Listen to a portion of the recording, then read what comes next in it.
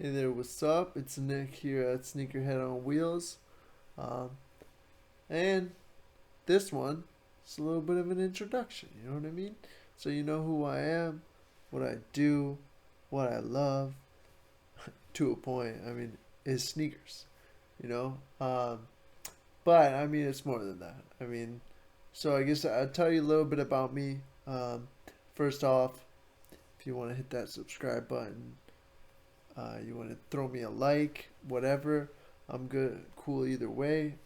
Just making these videos because I share a passion for sneakers. I mean, as many of you, if you're watching this, probably share the same.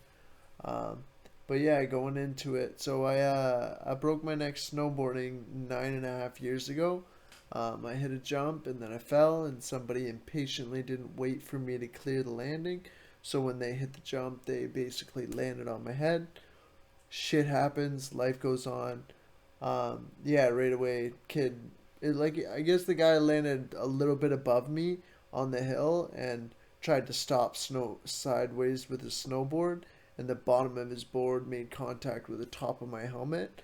Thank God I was wearing a helmet, or I'd be brain dead. And pushed my head so hard into my shoulders that my neck exploded. Burst fracture C5. Um, and yeah, right off the bat, I mean, I was a little shook up, but I didn't realize the extent of it until the guy leaned over. He's like, "You good?" And I'm like, "Yeah, I'm all right. Didn't hurt too bad." Um, but then I couldn't move and couldn't get up, couldn't couldn't do nothing. So then they got ski patrol, got me off the hill, took me to Barry's, airlifted me to St. Mike's, um, did the surgery, of which it took them about 9 hours to stabilize me. Didn't think they were going to be able to stabilize me. Didn't think they were going to be able to do surgery, but I made it through, did the surgery, came out on the other end, and I'm very grateful to be alive. Um, and yeah, so then from there, they the doctors told me that I'd never move anything from my neck down again. Um, at first, I was like, fuck. And then I was like, you know what? Doctors don't know everything. My goal is to walk again, and that's what I'm going to do. So that was always my goal, and that's one hope I always held on to all the way through. Um, and yeah, and that kept me going. And their diagnosis was not what happened. And long story short, about 3 months after the accident, I was able to move my arms again. I was able to get a little bit of sitting balance at the edge of a bed. Um, about after 6 months, I was able to kick my legs a little bit. And then from there, I was just off to the races. After about, fast forward about after a year or two after the accident, I was going to a lot of private physio, and I started being able to get back up on my feet to stand with assistance, and they'd put me on a weight support treadmill and hang me over a treadmill, and then I would be able to lift, kick, step, and I'd say I almost got back to independently walking. I was on the path to it, um, and it was going well. I exceeded all expectations, and I kept going. But life has its way of happening, and my doctors started prescribing me prescription opiates for a shoulder blade on my back. Um, Long story short, I was at the age of 18, 19, of course. I mean, it's a slippery slope at that age, but yeah, I started. I didn't really like it. Was giving them to my friends. My friends busted up on the spot when I give it to them, put it up their nose, and I'm like, why not? It's my medication. Nothing can go wrong. Um, yeah, but once you put it up your nose once, you can't go back. You know what I mean? So I was on this. I went downhill slowly but surely. And about after doing my prescriptions all day, every day for about 8 months, my mom started finding straws all over the place, and of course that's a red flag. And told my doctor about it, and my doctor cut me off cold turkey. No methadone, no Suboxone, no nothing. Just I gotta protect my license.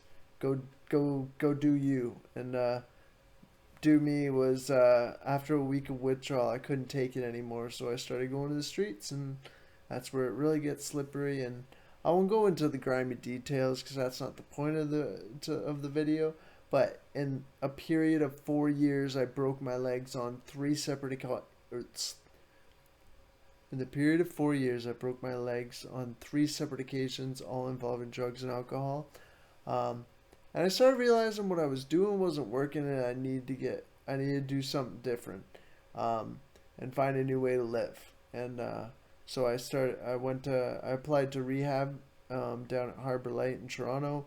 Did 3 months inpatient at a drug rehab, and I'm so grateful for the opportunity because it gave me my life back.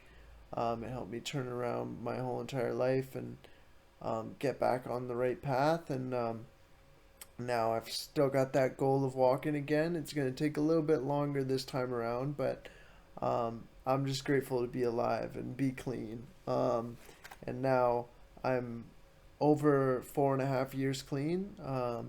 I don't drink, I don't do drugs, I don't smoke weed, I don't even smoke cigarettes anymore. And I mean, that damn hood, it keeps wanting to fall.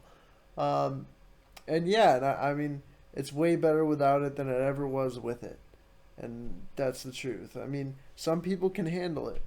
I'm not. I'm one of those people that one is too many and 1,000 is never enough. I'll just keep going and going until I black out and I have a broken leg. And I know that for myself. So I stay clean and I live a great life. I mean, I the goals that I've been able to achieve and the shit that I do, like, would blow your mind. Like, I've got an off road side by side, which is like a two-seater ATV, and I rip the shit out of that thing. Um, and yeah, so many things that people are like, oh, you're in a wheelchair, you can't. They don't do that. No, no, no. Trust me, I do way more than the average person. Like, I probably do more crazy shit than a person that isn't in a wheelchair does. Uh, I mean, you gotta live your life, and I mean, I love concerts and all that shit. But yeah, no, that's me. That's a little bit. That's my life in a nutshell. I lost my dad to lung cancer a year before the accident. Also, yeah, yeah. It almost bothers me how much shit doesn't bother me. Um, but I mean, life is good. Life is good. And now I've made this channel because I love sneakers. Like, I mean, you could probably say I substituted drugs with shoes. Um, but at least shoes don't kill me, you know what I mean? No, I'm complete sneakerhead, totally addicted to shoes. I mean, you could say I've got too many shoes, but there's never too many shoes. Like, come on, let's be real. And they're all investments, you know, because the only good thing about being in a wheelchair is I don't fuck up my kicks, you know what I mean? So they're brand new all the time, always. I mean, I might get a little scuff on the toe when I bump my foot against a wall, but I mean, it's all things that can be rubbed out. Main thing is that the soles never touch the ground, you know what I mean? I mean, I've got my workout pair for when they put me on the weight support treadmill, but yeah. Anyways, I'm into the hype stuff. My main one go to would be Nike SB Dunk SBs. SBs till the day I die, you know what I mean? I was My goal was always to be a professional skateboarder before my accident.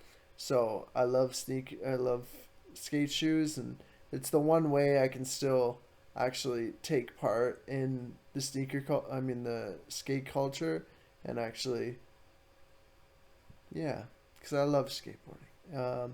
But yeah, and then after I got clean, I started getting into Jordans, Jordan ones, and a few other Jordans. And then yeah, but that's me. That's me.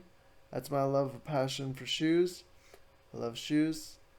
I love life. I love being clean. And that's sneakerhead on wheels for you. I hope you all enjoyed it. Peace. Alright, so one last thing before I end the video. I want to make one thing clear. So, I know all of y'all gonna be wondering why the hell I'm wearing sunglass frames with no lenses in them. So, just to clarify, so I have a assistive technology called the head mouse. A head mouse is what it looks like, a little webcam that sits on top of my computer here, and what it does is follows the little silver dot in the middle of the frames, and therefore when it follows that dot, it moves my mouse. So when I move my head, it moves my mouse. It makes a world of a difference in my life because I get pain in my arms and stuff like that, and especially my fingers and my hands because I'm a quad, so I don't have movements of my fingers, only my wrists. But yeah, so I use tons of accessibility technology. I've got another channel for everything quad. Um, but yeah, just so you know, I'm not wearing this shit for no type of style or anything. I mean, you do you if that's something you do, but that's not something I do. I mean, it's literally just for technology. I mean, I'm not gonna refilm the video just because I forgot those were on my head. Um, but I mean, you gotta know so that when you see it in my other videos, you don't think I'm being a goof. You know what I mean? Um, yeah. Peace.